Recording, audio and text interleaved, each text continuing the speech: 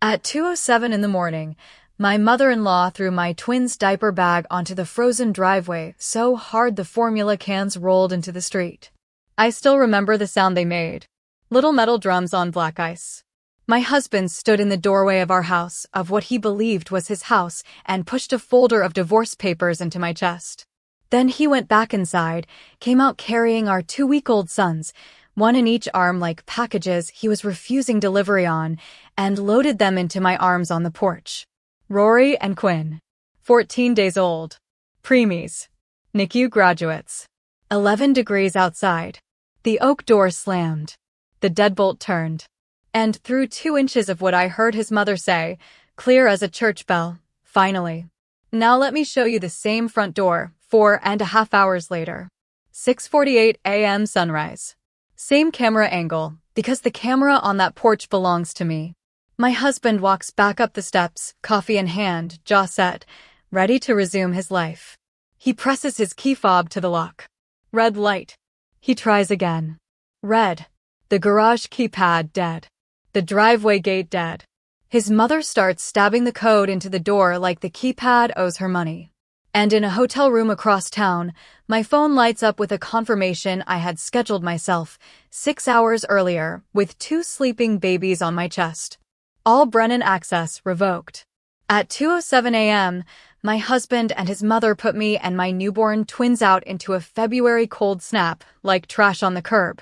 They thought they were discarding a broke freelancer with nowhere to go. What they never bothered to learn was that the house, the deed, the locks, the cameras, every key in their pockets, answered to me. They gave me a porch at 2 a.m. I gave them a sunrise. Before I tell you how a diaper bag on the ice turned into the coldest lockout this family ever saw, if anyone has ever put babies outside to prove a point, hit the like button and tell me in the comments where you're watching from and what time it is there. I read every single one. And answer me this before you know how it ends. Are you a keys person or a hearing person? One word in the comments. You'll understand exactly what that means by minute 20. My name is Nora Ellis. I'm 31 years old. And for the 3 years of my marriage, my husband's family believed I was a yoga pants freelancer who played with fonts at the kitchen table. I let them believe it. That's important. I never lied to them. I just stopped correcting them. There is a difference, and that difference is this entire story. Here's what they saw. A product designer who worked from home. A wife who made a little design money. A woman who, in my mother-in-law's exact words, spoken over Thanksgiving turkey, married up when she landed Cole Brennan. 33. Thin exhales. Firm handshake, whitened teeth. A man who practiced sounding rich at red lights. He wasn't rich. He was adjacent to rich, which is more dangerous because adjacent men are always auditioning. And behind Cole, always half a step back like a shadow with a designer handbag, his mother, Vivian Brennan. A woman who measured human beings the way an appraiser measures a house, by square footage and resale value. To Vivian, I was a bad investment her son had made in a weak market. Now here's what was true. The house in the Denver foothills, the one Vivian called my son's house at every single holiday, was never Cole's. It was purchased through Kestrel Nest LLC, a quiet little limited liability company with a bird's name. I am the majority owner of Kestrel Nest.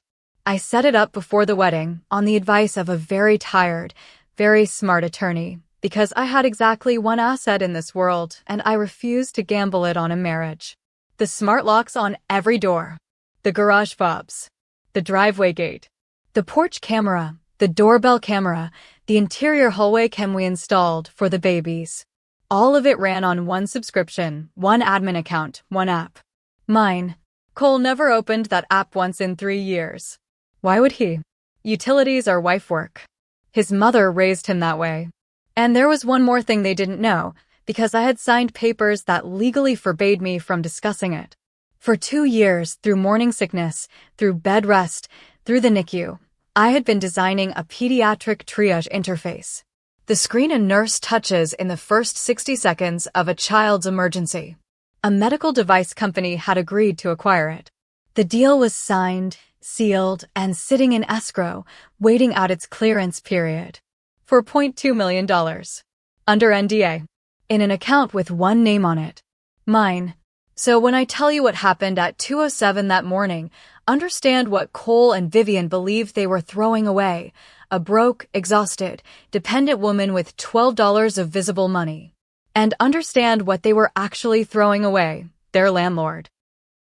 The cold snap had been on the news for 3 days. Denver in February doesn't play. The foothills are worse. The wind comes off the ridge like it's been sharpened. That week, the overnight lows were sitting between 8 and 11 degrees. Rory and Quinn had been home from the NICU for exactly 9 days. If you've never had a preemie, let me explain what those 9 days look like. Feedings every 2 hours, around the clock. A notebook where you log milliliters like a pharmacist. A thermometer you use so often it lives in your bathrobe pocket. I was recovering from a C-section, running on 90-minute sleep fragments, and I had never been happier or more terrified in my life. Cole experienced those same 9 days as an inconvenience with a crying soundtrack. I have a pipeline review Thursday, Nora. I can't be a zombie because you can't keep them quiet. That's a direct quote. About his own sons. 14 days old. And Vivian visited every single day. Not to hold a baby. Not once in 9 days did that woman hold a baby. She came to inspect. She ran a finger along the nursery shelf. She counted the takeout containers in the recycling. She stood in my kitchen, and said things like, "In my day, a wife who didn't work at least kept a house." I didn't argue. I was too tired to argue, and honestly, the escrow email was coming. I had a countdown in my head. I thought, hold the line, feed the babies, let them think whatever keeps them calm. I want to be honest with you about that. I wasn't silent because I was weak. I was silent because I was busy. There's a certain kind of woman who goes quiet, and families like the Brennans always misread it. They think the quiet is surrender. The quiet is inventory. That Tuesday night, I'd finally gotten both boys down at the same time, a small miracle. 1:40 a.m. I was on the couch in a fleece robe, one hand still on the bassinet, half asleep sitting up. At 2:03, the front door opened, and Cole walked in with his mother behind him. 2 a.m, both of them fully dressed. Vivian in her long wool coat. Snow-wet boots, straight across the rug I'd been washing spit up out of for a week.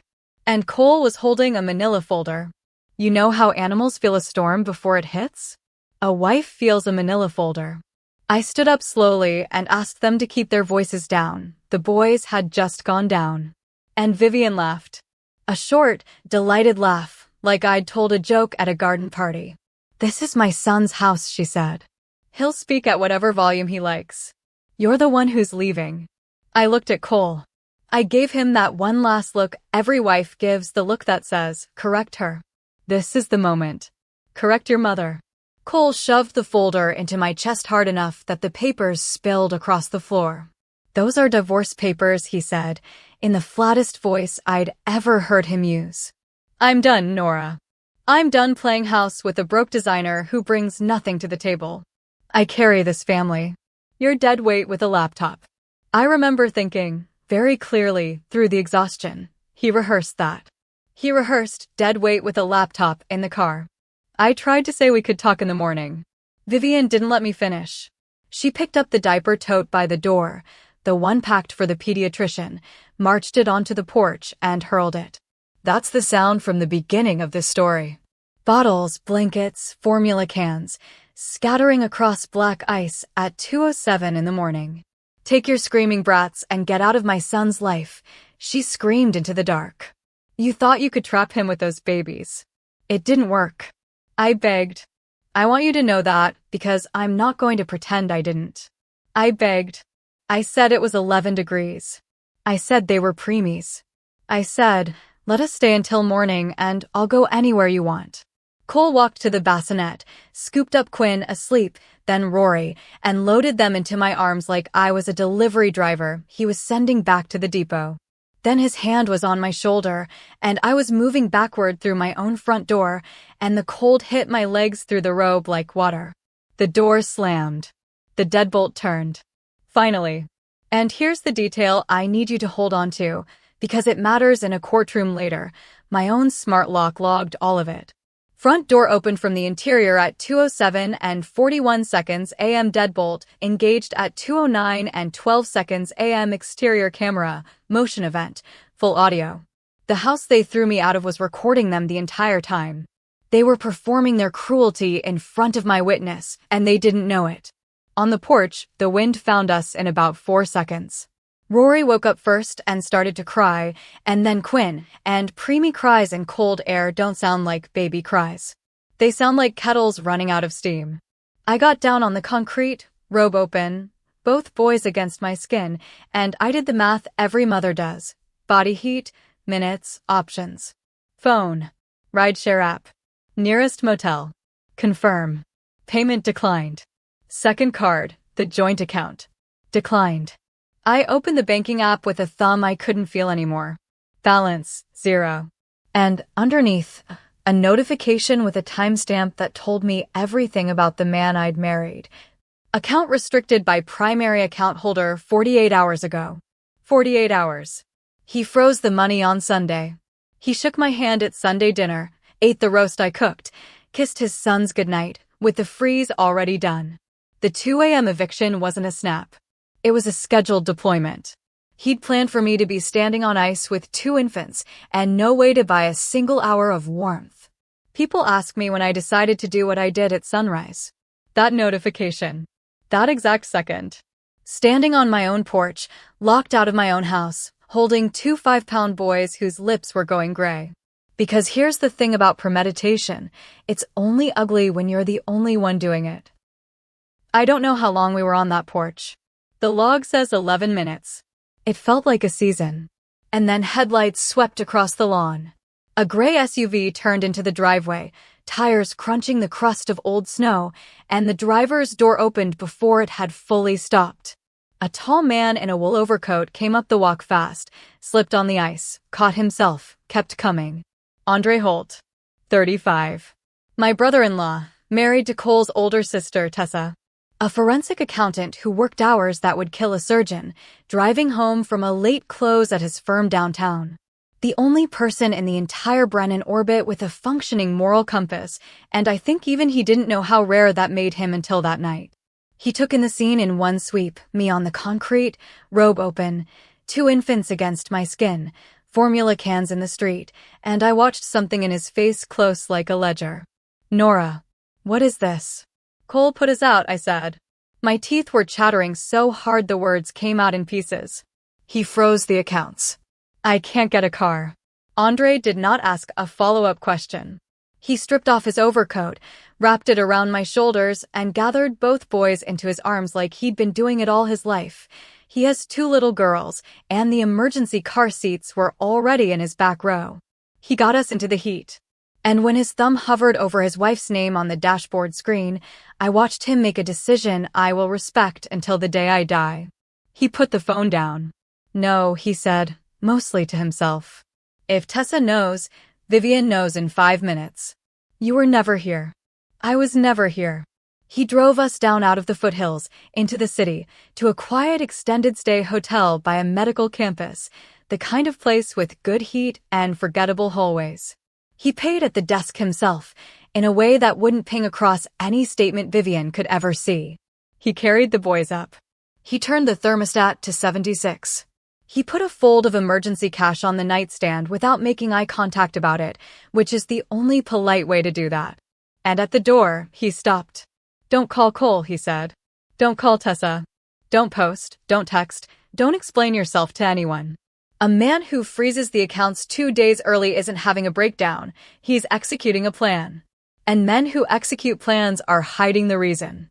I find reasons for a living. Sit tight. The door clicked shut, and for the first time since 2:07 a.m., we were warm and it was quiet.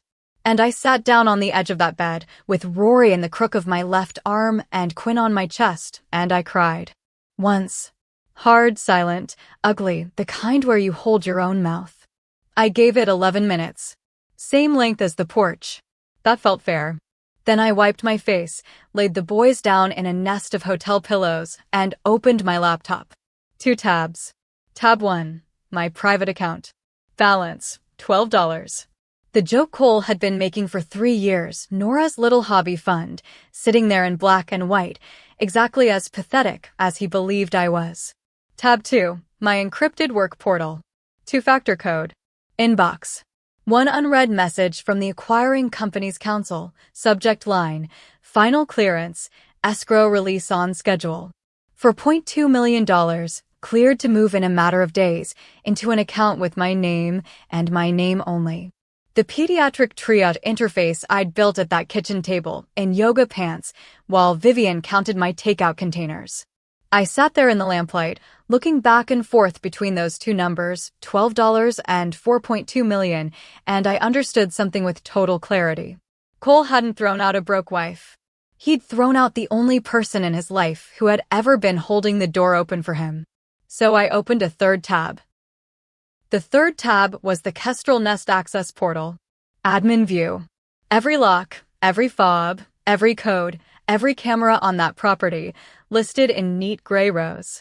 And I want to walk you through exactly what I did, because people imagine revenge as something hot. Screaming, smashing, headlights in the dark. It isn't. Real revenge is a checkbox interface at 3:40 in the morning with two babies breathing beside you. User, Cole Brennan. Front door fob. Garage code. Gate remote.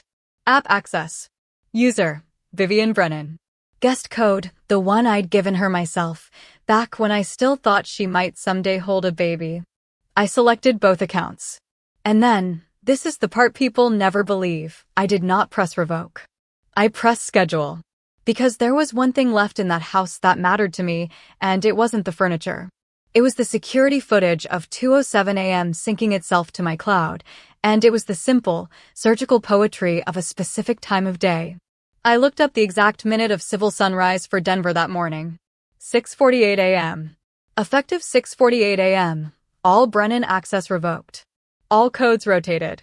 Admin alerts to my phone. Every camera set to record on motion, audio on. Then I typed one text message to my husband. 4 words. I've never written anything better, and I design screens for a living. Check your access at sunrise. He never read it that night. He was asleep. In my house. That's the detail that still makes me laugh in a way that worries people. He threw his sons into an 11-degree night, and then went to bed under a duvet I chose, behind locks I owned. Here's what the cameras showed me the next morning.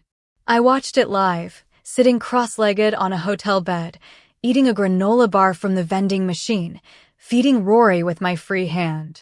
6:31 a.m. Cole's car leaves, coffee run. Of course. The man could sign divorce papers at 2 a.m. but couldn't make his own coffee at 6. 6:48 a.m. The porch light I'd scheduled clicks off. Sunrise. Somewhere in a server farm, 3 little user accounts quietly died. 6:52 a.m. Cole's car returns. He walks up the steps, my steps, phone in one hand, cup in the other. Fob to the reader. Read. He does the thing everyone does. Wipes the fob on his coat. Tries again. Read. Tries the app he'd never once opened, and finds a login screen asking for credentials he's never had. Tries the garage keypad. The keypad doesn't even light up for his code anymore. I deleted it, not just disabled it. There's a difference, and the keypad knew it. 7:04 a.m. Vivian arrives. And this, forgive me, is my favorite footage I have ever owned. Vivian Brennan, in her long wool coat, punching her guest code into my front door with increasing force, then slapping the door itself with her gloved palm, then turning to her son and saying, audio, crystal clear, what did you do, Cole? Wrong question, Vivian. Right species of question, though. You were just aiming it at the wrong Brennan. 7:20 a.m. The locksmith van. Here's where it stops being funny and becomes something better. Justice with paperwork. The locksmith scans the panel, pulls up the system registration, and I watched him, no audio needed. Body language did everything, explained to my husband that this system is registered to a commercial account. Kestrel Nest LLC. Authorized Administrator, N. Ellis. He cannot rekey it. He cannot override it. Tampering with it is a crime he is not willing to commit before 8 a.m. or at any other time, sir. 7:41 a.m. 2 police officers, non-emergency call, Cole called them himself. This is how sure he was that the world belonged to him. He called the police to report being locked out of a house he did not own. I watched an officer run the address, look at his screen, look back at Cole, and deliver the sentence that ended the Brennan family religion on the spot. Sir, this property belongs to an LLC, and you're not on the deed. If the owner revoked your access, that's a civil matter. Have a good morning. And then 7:44 a.m. Cole finally read his texts. I watched him find it on camera. I watched him stop moving. Coffee in one hand, dead fob in the other, his mother yelling at a keypad behind him, and my 4 words on his screen: check your access at sunrise. He looked up, straight into the doorbell camera. First time in 3 years he ever really looked at it. And I looked back. They put my twins on the ice at 2:07. Their keys died at 6:48. That's 4 hours and 41 minutes. People in the comments will say I moved too fast.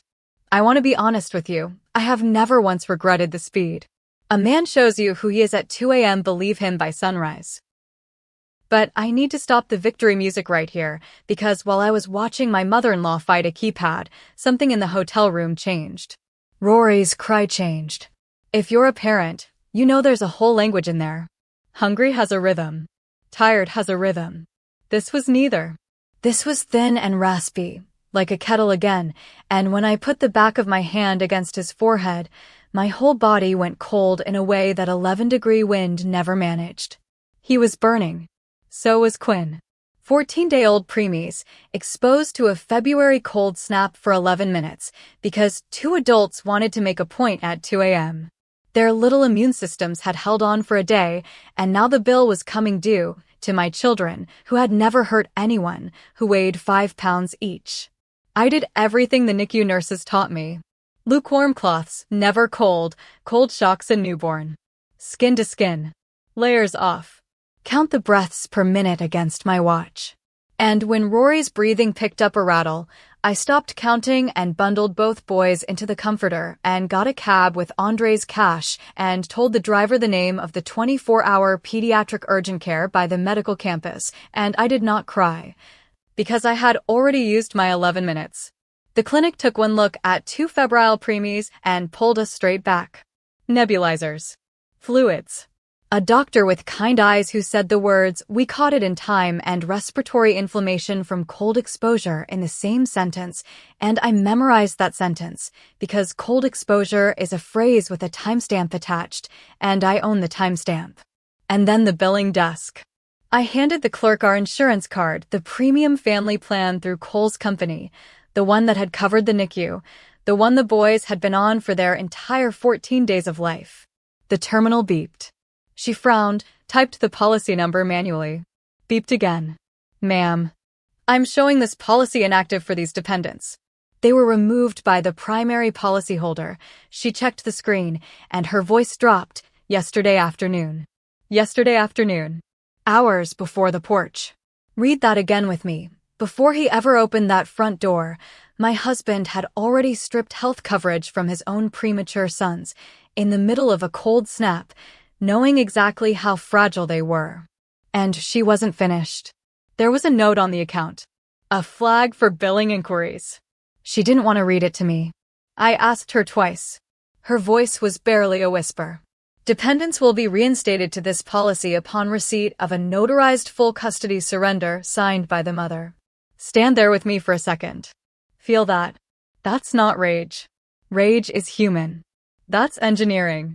He built a machine with 2 moving parts: freeze her money, cancel the baby's coverage so that the first fever, and there is always a first fever with preemies, would bankrupt me into signing my children away. He weaponized his own son's lungs. The clerk offered me hardship paperwork. I looked at her, and I felt the last soft thing in me fold itself up and go into storage. "That won't be necessary," I said. I counted out Andre's hundreds, flat on the counter. "Apply this to the balance. We won't be needing his insurance again." And I made 2 decisions at that desk. 1, the boys would be on my own policy, through my own company, within a week, forever, no strings attached to any human being's signature. 2, that administrative note, that little flag in that billing system, was going to be read out loud, word for word, in a courtroom, by someone wearing a robe. Both things happened. Stay with me. If you've made it this far, this is the halfway point, and it gets worse before it gets colder. Do me one favor. If canceling a newborn's insurance to force a custody surrender is the most calculated thing you've ever heard, type premeditated in the comments. I want to see how many of us can recognize a plan when we see one. He couldn't. The boys stayed overnight for observation. Andre came back after his shift with coffee and a duffel of clean clothes, and I told him about the insurance note. I watched a forensic accountant, a man who reads fraud for a living, a man who is professionally impossible to shock, go quiet for a full 30 seconds. Then he said, he's not doing this alone, and he's not doing it for nothing. Nobody builds a trap like that just to be single. There's a for somewhere. Give me your cloud login. See, here's what Cole never understood about the house answering to me. It didn't stop answering when I left. Every camera on that property had been syncing to my cloud for 3 years. And that night, while the boys slept under their little monitors, Andre and I sat in a hospital family room and went through the archive. We found the 4. Her name was Lacey Quinn, and yes, I noticed, life has a sick sense of humor. She shares a name with my son, 26. And, more importantly, the niece of the CEO of Cole's company. Not an executive. Not a colleague. A ladder with hair. The first clip was 8 days old. While I was at the NICU doing kangaroo care, the hallway cam caught Cole walking Lacey through my house like a realtor. Audio. The nursery gets repainted, obviously. This is all temporary. This. My children's room. Temporary. The second clip was from the afternoon before the eviction, the same afternoon he canceled the insurance. Porch camera. Cole and Lacey asking the question even she had the conscience to ask, but what about your wife? The babies are, 2 weeks old. And my husband, on my camera, on my porch, let out a long, practiced, wounded sigh and said, honestly, motherhood broke her. She's been unstable for months. I give it days before she just walks out on us. When she does, I'll protect those boys. I'm all they have. Before the porch. He recorded his cover story before he committed the crime it was covering. She walked out. He'd written my exit line for me, cast himself as the heroic single father, and scheduled my disappearance like a software release. The 2 a.m. timing, the frozen accounts, the insurance trap, all of it existed so that his story would come true by force. A broke, homeless, desperate woman either vanishes or signs. And the third clip, this one was live, that very evening. After a locksmith and the police and a dead fob, where does a man like Cole go? He goes and gets the girl. Lacey's car in my driveway. Matching luggage on my porch steps, he actually brought her and her suitcases to a house he could no longer enter.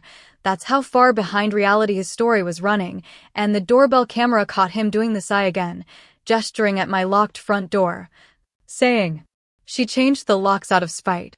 She abandoned the twins and now she's playing games. My lawyer says it proves she's unstable. Abandoned. The twins. The twins who were at that moment asleep on my chest in a pediatric ward with matching 4 bruises from the fever he gave them. Andre watched that clip 3 times. Then he closed the laptop, very gently, the way you close a casket, and said, okay, rules of engagement. You are broke, you are terrified, you are hiding in a shelter somewhere. That's the story we let them believe. You don't correct anyone. You don't post. You cry on the phone if his lawyer calls. Because a man who lies this fluently will lie under oath, and I want him comfortable when he does it. The silent strike had a doctrine now, let the liar keep talking, and keep the receipts sinking. For the next 3 days, that hospital family room, and then my hotel room, became a war room. 2 laptops, a whiteboard made of hotel notepads taped to a wall, and Rory and Quinn recovering in the middle of it like tiny generals. Here's what I brought to the table. 3 years of meticulously archived statements. Every tax return, every card statement, every account snapshot, backed up quarterly to an encrypted drive. Cole used to mock me for it. You archive bank PDFs like they're baby photos. I did, Cole. I really did. Here's what Andre brought. 12 years of professional experience in exactly one skill, finding out what men are hiding when they start moving money strangely. And Cole's money was moving very strangely. Andre worked in silence, cross-referencing, highlighting, muttering routing numbers like scripture. And on the third night he leaned back, took off his glasses, and gave me the autopsy. Nora, he's broke. Not tight, broke. His cards are maxed under 3 different balance transfer shells. He's been drawing cash advances to cover minimums. And in the last 4 months, he's spent roughly $60,000 he does not have on. He turned the screen. This. Jewelry. A ski weekend. A watch on a payment plan. Bottle service receipts from places men take women they're auditioning for. $60,000 of manufactured wealth, all aimed at Lacey Quinn, or more precisely, aimed through Lacey at her uncle, because Andre found the other thing too, an internal job posting at Cole's company. VP of Enterprise Sales. Shortlist decided informally by, you'll never guess, the CEO whose niece was currently raiding my nursery paint. And then Andre found the part that made it criminal instead of just pathetic. To keep the whole performance airborne, Cole had been padding his corporate expense reports, fake client dinners, phantom travel, and worse. He had drained and borrowed against accounts that weren't his to touch, including the boys' newborn savings accounts. 2 accounts Vivian herself had opened as a grandmother's gesture, emptied to zero. He stole from his own mother's gift to his own sons to buy champagne for his boss's niece. I remember Andre highlighting that line item and saying, with no expression at all, when this comes out, even Vivian can't unsee it. He didn't just burn you. He burned everyone adjacent. One more thing happened in the war room that I have to tell you about, because it's the part people ask about most. Tessa. Andre's wife. Cole's sister. On day 3, she tracked her husband's location to my hotel and arrived at the door already yelling Vivian's talking points, word for word. I was a gold digger. I'd abandoned the babies. I was manipulating her husband and bleeding him for cash. Andre didn't argue with her. He's smarter than that. He sat her down in the chair, put the folder in her lap, the expense fraud, the emptied newborn accounts, the $60,000 of Lacey, and said one sentence. Read the account holder names out loud, and then tell me again who's bleeding whom. I watched a lifetime of family programming collapse in a woman's face in about 90 seconds. It's not satisfying, in case you're wondering. It looks like grief, because it is. Tessa read her nephew's emptied savings accounts, and she looked up at me, and the first thing she said wasn't an apology. It was. He told us he walked out. There are pictures of the boys on his phone from after he told Mom he's been caring for them alone. He was showing people photos of my sons taken during their 14 days of life, cropped to hide me, as proof of a fatherhood he was performing. Tessa agreed to say nothing, to smile at Sunday dinner, and to wait. Which, if you know anything about what it costs a daughter to outweight her own mother, was the bravest thing anyone did in this entire story. The hearing was in 72 hours. The escrow cleared in 48. And Cole, comfortable, fluent, certain, kept talking. They came for me on the 4th morning at the pediatric ward at 9 o'clock sharp because of course Vivian made an ambush punctual. I heard her heels before I saw her. Vivian Brennan came through the double doors of that ward in a charcoal suit, carrying a handbag the size of a mid-range sedan, flanked by 2 uniformed police officers and a tired-looking woman in a beige coat holding a clipboard. A caseworker from Child Protective Services. Vivian's opening move was theater. She lunged toward the cribs, my poor sweet angels, a woman who had not held either baby once in their entire lives, performing grandmotherhood for an audience of exactly 3 public employees. I stepped into her path. Don't touch them. And that was her cue. She spun to the caseworker, hand on her chest. You see? You see what we're dealing with? She's unhinged. She stole my newborn grandsons in the middle of a freezing night. She's homeless. She's penniless. Look at her, and here she actually gestured at me, head to toe, at the borrowed sweatshirt Andre had bought me. She can't even dress herself. My son is beside himself with worry. The caseworker introduced herself, professional, neutral, and laid it out. A sworn report had been filed. That I was unemployed. That I'd been evicted. That I had no income, no housing, and no means to care for premature infants requiring specialized medical care. Could I provide a lease? A pay stub? Proof of insurance? And here is where I want you to understand the trap inside the trap. Because I could have ended it right there. One browser tab. One escrow confirmation. For $0.2 million and a deed with my LLC's name on it, and Vivian's entire performance dies on the spot. And I couldn't do it. The NDA was ironclad until the funds cleared, breathe a word early, and the buyer's lawyers could freeze everything into years of litigation. Cole had accidentally built his ambush inside the 172-hour window where I was legally required to look exactly as broke as he'd made me. So I played it. Small voice. I'm staying at a hotel. I'm their mother. They're receiving care. Vivian feasted. A hotel paid for by whom? Ask her. She's destitute. You cannot leave fragile infants with a woman who doesn't have a roof. But here's what Vivian didn't know. 2 nights earlier, in the war room, Andre's family law colleague had walked me through the state's emergency removal standard, and I had memorized it the way I once memorized NICU feeding protocols. So when the caseworker reached for her pen, I straightened up, and I let the other Nora out for 30 seconds. Before you sign that, an emergency removal without a judicial order requires imminent physical danger. These children are inpatients under 24-hour medical supervision, admitted by me, treated with my consent. The statutory threshold is not met, and if these officers remove my sons from a hospital without a judge's signature, I will pursue every remedy against this department, personally and specifically. Silence. The kind of silence where a bureaucrat recalculates her morning. She lowered the pen. You're technically correct. The children are in a secure medical facility. And then, because systems protect themselves, but I'm mandating an emergency custody review. Family court. Friday, 9 a.m. Bring proof of income, housing, and coverage, or the recommendation will favor the father. Friday, 9 a.m. The escrow cleared Thursday at midnight. Cole's machine was going to miss by 9 hours, and he had no idea. He was waiting for me in the hallway, by the vending machines. And this is the last conversation I ever had with my husband as his wife, so I'll give it to you word for word.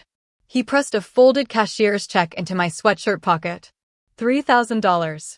That's a bus ticket and a few months of motels, he said, quiet, almost gentle, the way he talked to clients he was closing. Disappear, Nora. If you show up Friday, my lawyer buries you. You've got $12 and a hotel room. A judge hands them to me on a silver platter, and you never see them again. Take the check. It's the most money you'll ever hold. I want to be very precise about what I did next, because it's my favorite thing I've ever done. I said nothing. I let my eyes go wet. I can do that on demand now, it's just craft. I nodded, small and broken, and I folded my hand over the check like a woman folding over her last hope. And then I went back into the ward, sat down next to my sleeping sons, took out my phone and photographed that check front and back next to that morning's date on a newspaper. Exhibit 12, as it turned out. He thought he was buying my absence. He was actually funding his own cross-examination. It's the most money you'll ever hold. Cole, honey. Hold that thought until Friday. Thursday, 11:58 p.m. I was sitting on the hotel bed with both boys asleep in the travel bassinet, watching a progress screen I'd waited 2 years for. Midnight. Refresh. Available balance, $4,200,000. No music swelled. Nobody cheered. Rory sighed in his sleep. That was the whole party, and it was enough. And the first thing I did with $4.2 million, the very first transaction, was retain the most quietly feared family law attorney in the state of Colorado at 1 a.m. The second thing was a wire to Andre with a memo line he still hasn't forgiven me for. Invoice for 11 minutes. Friday, 9 a.m. Family court. They arrived like a homecoming parade. Cole in a bespoke navy suit, freshly humbled hair, the concerned father face he'd been rehearsing on Lacey. Vivian in pearls, dabbing dry eyes. Their attorney, expensive, loud, certain. And in the gallery, Tessa and Andre, sitting with the Brennans, exactly as instructed. Tessa didn't look at me. She's stronger than all of them. Their lawyer went first, and he did exactly what we needed him to do. He committed, loudly and on the record, to Cole's story. My $12 bank account, blown up on a screen. Homeless. Unstable. Fled into a winter night with fragile infants. And the centerpiece, my client, a stable, generous provider with a beautiful home, tragically abandoned by an unwell wife who, and he said this under oath goes the whole family, walked out on her own children. Vivian testified. She wept about her angels.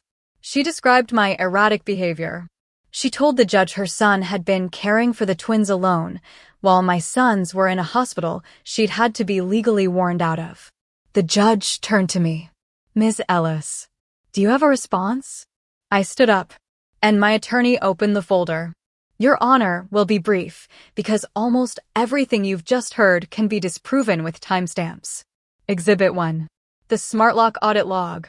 Front door, opened from the interior, 2:07 and 41 seconds a.m. deadbolt engaged, 2:09 and 12 seconds a.m. The respondent did not walk out, Your Honor. She was locked out.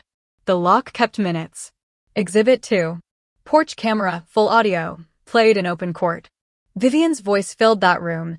Take your screaming brats and get out of my son's life, while Vivian sat there in her pearls listening to herself. The diaper bag hit the ice on a courtroom speaker. A clerk flinched. Exhibit 3.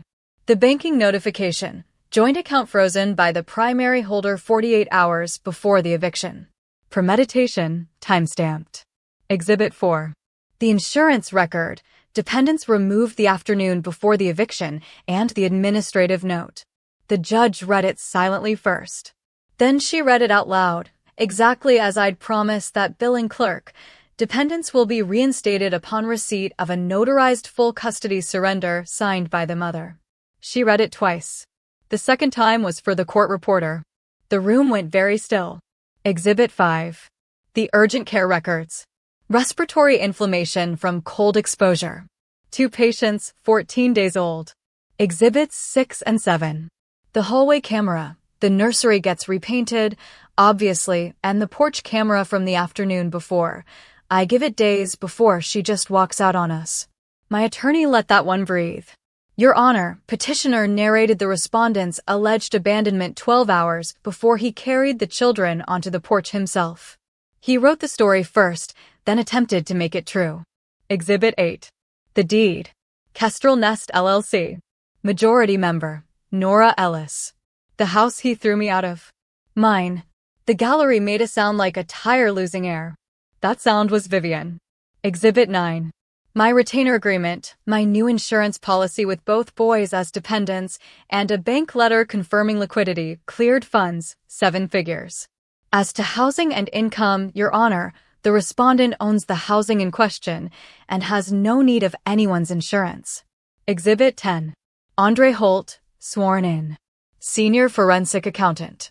He walked the court through Cole's finances like a coroner, maxed shells, cash advance rotation, $60,000 of courtship spending, padded expense reports, and the 2 emptied newborn savings accounts. When he said the petitioner liquidated his son's savings accounts, opened by his own mother, I watched Vivian's head turn toward Cole in real time. That was the exact second she stopped being his soldier. Not when he hurt my babies. When he touched her gift.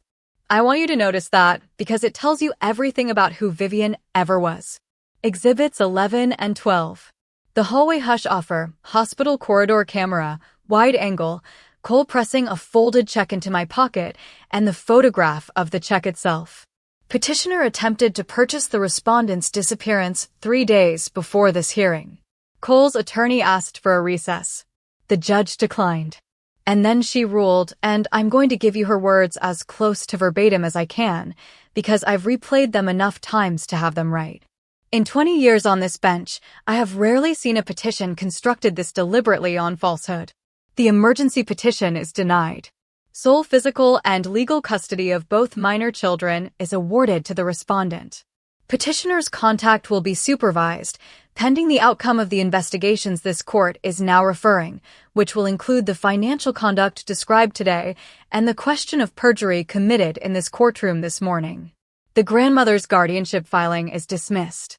And sir, she looked at Cole over her glasses, you placed 2 premature infants outdoors in 11-degree weather at 2 o'clock in the morning. Whatever else happens to you, that fact will follow you into every room of this process. The gavel came down. Cole caught me at the elevator. Of course he did. Men like Cole always need the last scene. Except there was nothing left in his face. The salesman was gone. The concerned father was gone.